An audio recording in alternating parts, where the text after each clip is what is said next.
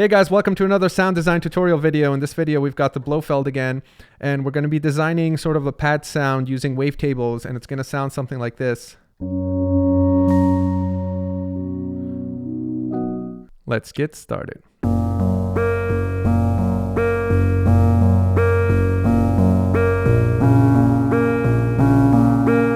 Alright, so the first thing I've done is I've initialized a basic patch so that we just have a sawtooth wave and nothing else going on. And we're going to jump into our first oscillator here, and we're going to change the shape and move into the wavetables. So there's a bunch of these. Let's just pick a random one for now. Let's pick format 1. We can go back and change it later, but for now we'll just start with this. And I'm going to move into the pulse width section. And remember, the pulse width for wavetables changes the position in the wavetable.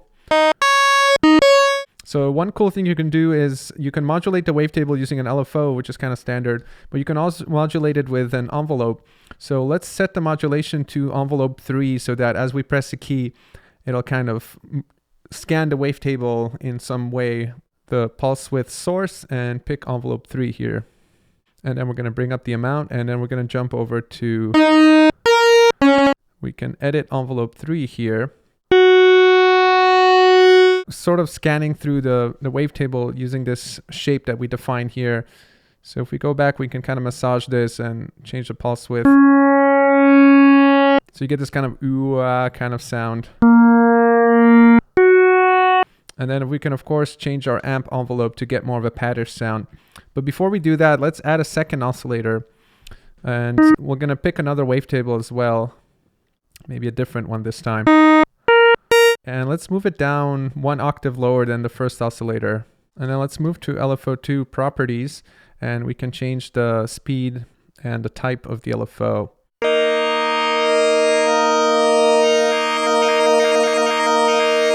What we can do now is go into the mod matrix, and for example, let's have LFO3 modulate the rate of LFO2. So in the modulation slot 1, I'm going to pick LFO3 as my source. And then destination, I'm going to pick LFO2 rate.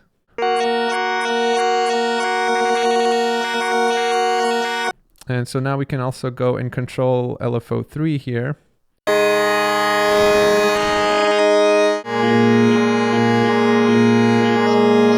So we just have a really subtle LFO kind of cross modulation going on here. And that's just adding a little bit of background kind of change in the sound to keep it interesting. Actually, one more thing, I'm just going to add a bit of noise. So I'm going to scroll over to the noise section of the oscillators here and increase that. So let's jump over to the filters here. Right now we have a wide open filter. Let's pick a low pass LPG here, or PPG, sorry.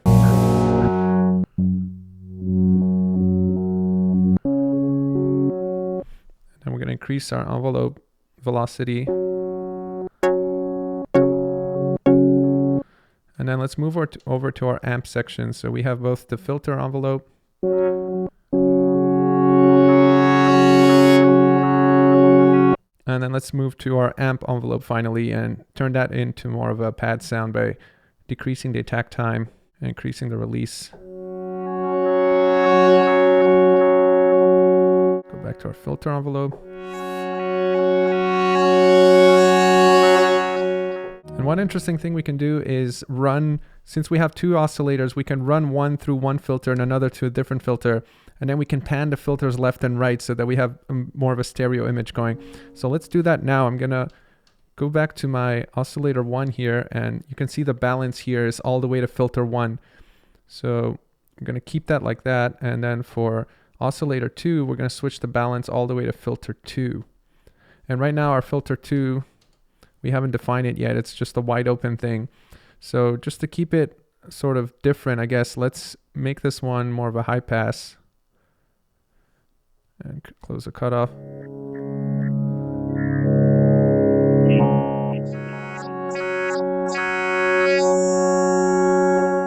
And then let's continue panning. So if I go to my filter 1, if you scroll through the options here, eventually get to a pan.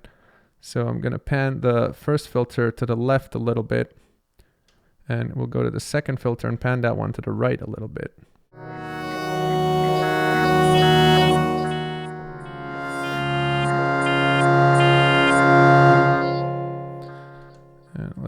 back to our second oscillator here and reduce the pulse width modulation because it's a little too extreme.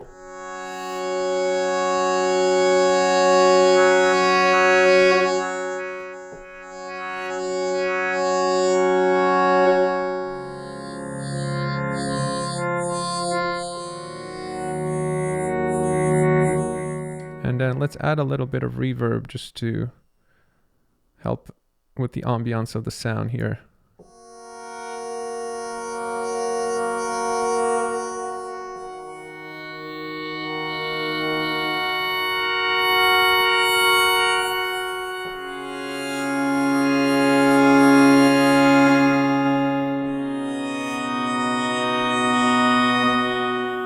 I'm gonna go and increase the noise a little bit because we kind of lost it in the filter now. And we can make that, put the noise in the center so it's equally going through both filters.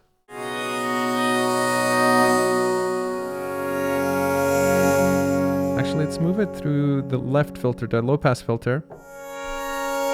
And then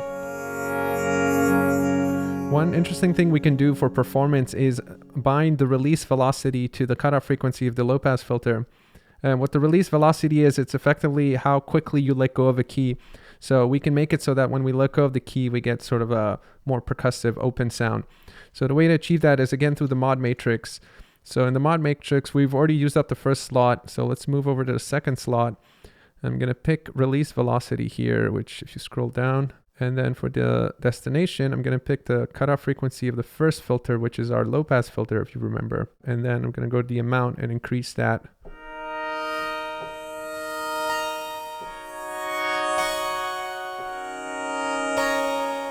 So now you see if I let go slowly, you just get a smooth pad with nothing. But if I let go really quickly, you get that ching kind of attack. You hear that ting.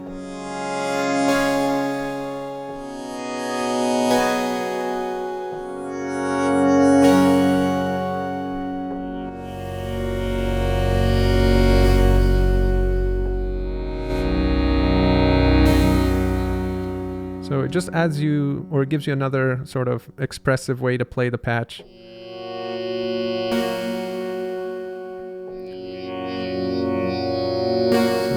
To our filters here.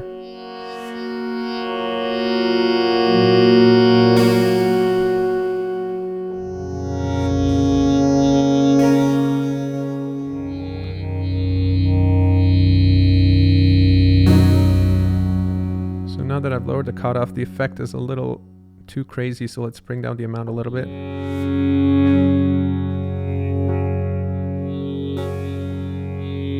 That sounds pretty good.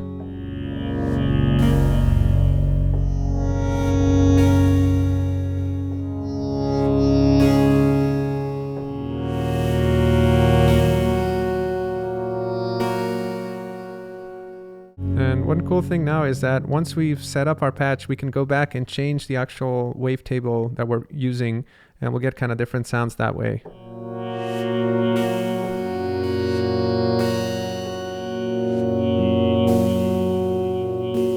Same thing for our second oscillator.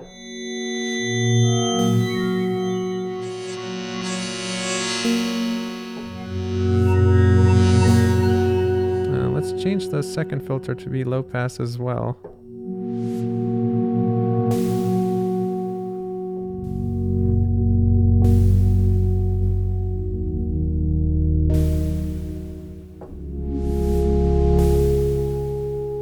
The other thing we can do is we can quickly change this patch from a pad into more of kind of a keyboard type sound just by reducing the cutoff, or sorry, the attack of our amp envelope here.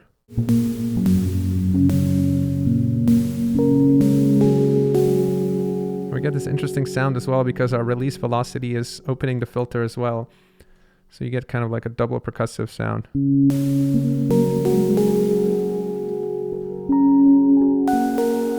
And we can go to our filter envelope and reduce its cutoff or its attack rate.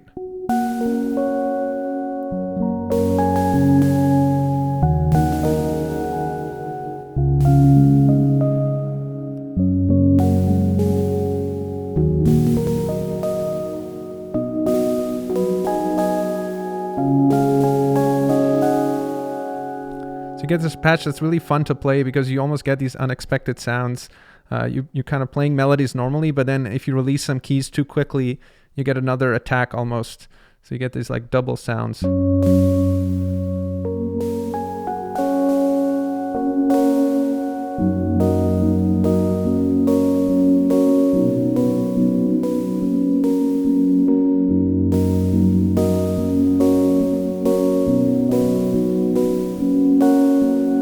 And what's cool about the Blofeld is that the stages of the envelopes are possible destinations in the modulation matrix. So for example, let's assign the mod wheel to control both the attack rate of the amp envelope and the filter envelope.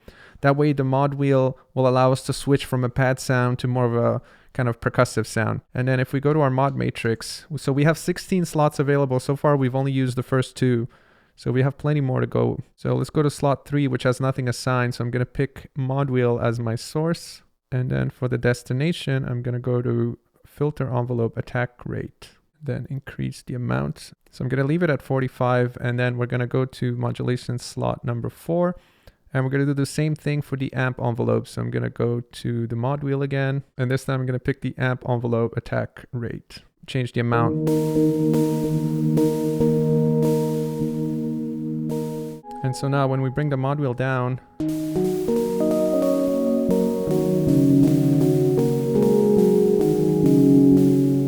we bring it up, we get more of a pad. And bring it down. And I just realized as I'm playing the release velocity modulation we added, it's a little too extreme. We have it at max amount, so I'm going to reduce that a little bit.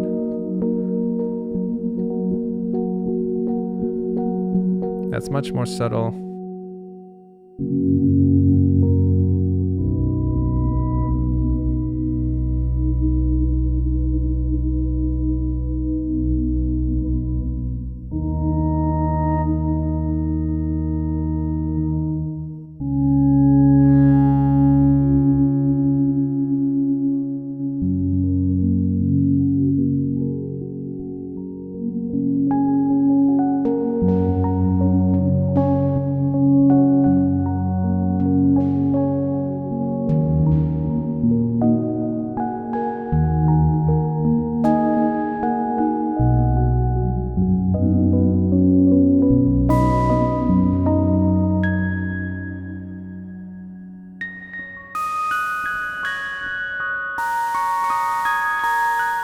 All right, I'm going to leave it at that. Hopefully that gives you a good idea of the kinds of sounds you can approach with kind of using wavetables as your core and then adding a bit of subtle modulation to keep it evolving. So to recap, what we did is we had 2 oscillators with wavetables. We spread them out across 2 different filters that were panned left and right, so we get a bit of a stereo image going. And then we used the mod matrix to assign release velocity to open the filters, and we applied the envelope to change the position in the wavetable, and as well have 2 different LFOs modulating each other and one modulating the position of the wavetable of the second oscillator. All that just to give you kind of evolving sounds, which is kind of the main idea of the pad here, is that you don't want any one modulation to be in your face, but the combination of lots of small amounts of modulation keeps the sound interesting and evolving. And then finally, we assigned a mod wheel to change the attack rate so that we can switch from a pad sound to more of a percussive sound on the fly, which helps with performance. So hopefully this was interesting. Make sure to like and subscribe. And if you're into this kind of stuff, we'll definitely be making more. And I'll see you guys in the next one.